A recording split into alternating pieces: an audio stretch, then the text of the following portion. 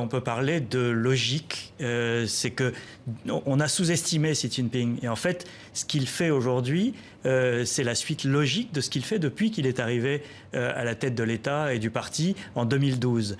Vous savez, au début, il y avait une blague à Pékin parce que au lieu d'avoir une direction collégiale comme il y avait dans les deux présidents précédents, Jiang Zemin et Hu Jintao, tout a été concentré autour de Xi Jinping. Et on disait qu'il était le président de tout.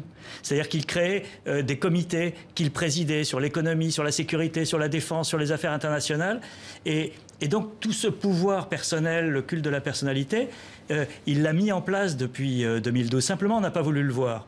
Et tout d'un coup, tout le monde a eu un choc en disant « mais c'est incroyable, la Chine est entre les mains d'un seul homme ». Mais la Chine est entre les mains d'un seul homme depuis 2012. Pourtant, dans ce que je pouvais lire cette semaine, on dit aussi qu'il y a eu un malaise auprès des Chinois, auprès de la population chinoise. C'est vrai ou pas? Alors ça moi, je ne crois pas. Exprimé, Je pense qu'il y a un malaise au sein de l'élite chinoise. Je pense qu'il y a chez les intellectuels, chez les gens aisés en Chine, un véritable malaise parce qu'ils n'ont pas envie de revivre ce que la Chine a connu par le passé, c'est-à-dire les risques du pouvoir personnel.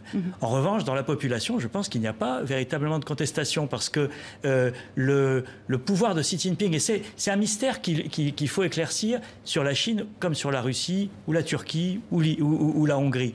Pourquoi ces hommes forts, comme on les appelle, sont quand même populaires. C'est-à-dire que Xi Jinping, il y aurait des élections libres en Chine, il serait élu. Poutine n'a pas besoin de manipuler les élections pour les gagner, il les gagnerait vraisemblablement. Erdogan gagne des élections et Orban va sans doute les gagner dans quelques semaines. Donc on est dans une situation où effectivement on a ce mystère chinois aujourd'hui, où un système autoritaire, voire totalitaire, réussit économiquement.